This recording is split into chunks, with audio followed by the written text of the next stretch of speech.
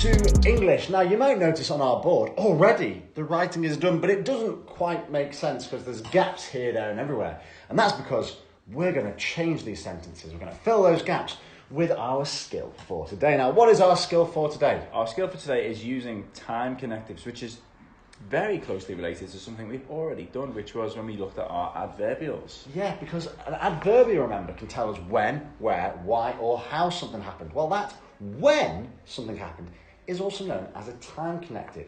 Now, time connectives are really useful because they don't just make our sentences more varied, which is good. They also allow our stories or our writing to flow. It helps the reader picture in their mind when things are happening, if they're happening before something else, after something else, at the same time as something else, and it allows a sequence of events to work in a story.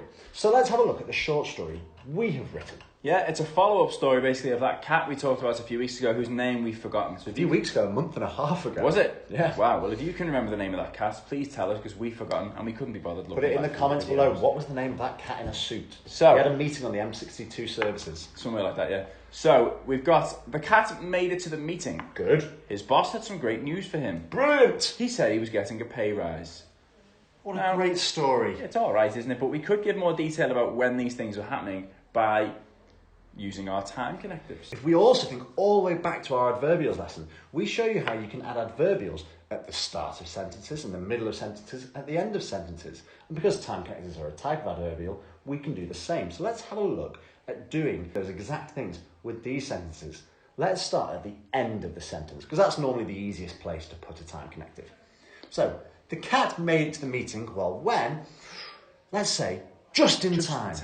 The cat made it to the meeting just in time. What will I have to do? Well, I'll have to get rid of the full stop because I'm extending this sentence, and now I can write it in there. The cat made it to the meeting just in time. And now I put the full stop at the end. Now, Mr. A said this is one of the easiest ways to put a time connective in because it goes at the end. And the reason for that is because when you put one in at the end, you don't need any extra punctuation. You just need that full stop at the end of your sentence, which you all know anyway. But when you put it in different parts of the sentence, you need a really important piece of punctuation. Can you remember what it was called? It's a comma.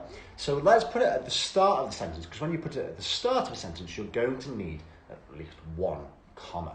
So, the cat made it to the meeting just in time. Let's add one to the next sentence. His boss had some great news for him. Now let's say, what can we say?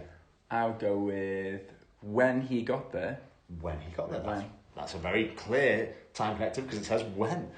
Okay.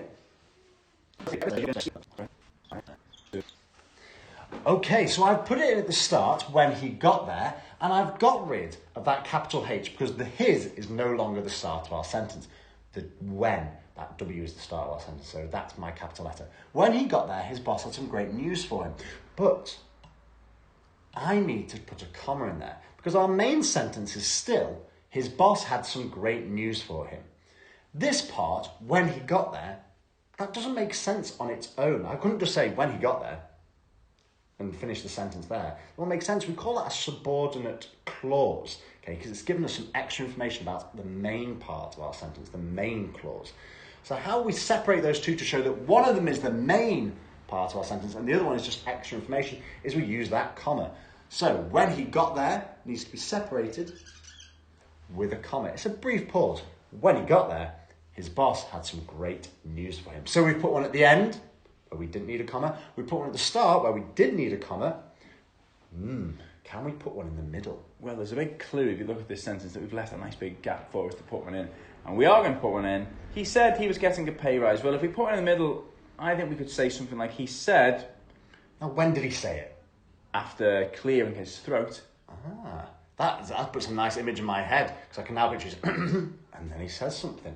And it just makes the scene a bit more detailed. He said after clearing his throat, he was getting a pay rise. But think back to what I said Brian. in my second sentence. That was the cat's name. The cat's name was Brian. Doesn't matter now. We carry on, but I've just remembered it. Hopefully you've already put that in the comments below. Let's have a look at what the main clause, the main part of this original sentence was. Well, it was, he said he was getting a pay rise. That makes sense on its own. But this extra bit, after clearing his throat, that doesn't make sense on its own. That's our subordinate clause. So we Yeah. need to separate that from our main part of our sentence. So after clearing his throat, let's separate that from the rest of our sentence. But wait, we don't just need one comma, because this is coming to the middle of the sentence. These two words, he said, are also part of the main clause. He said he was getting a pay rise. So to separate this, to embed it in the middle of that sentence, we need to put a comma at the start as well. He said, after clearing his throat, he was getting a pay rise.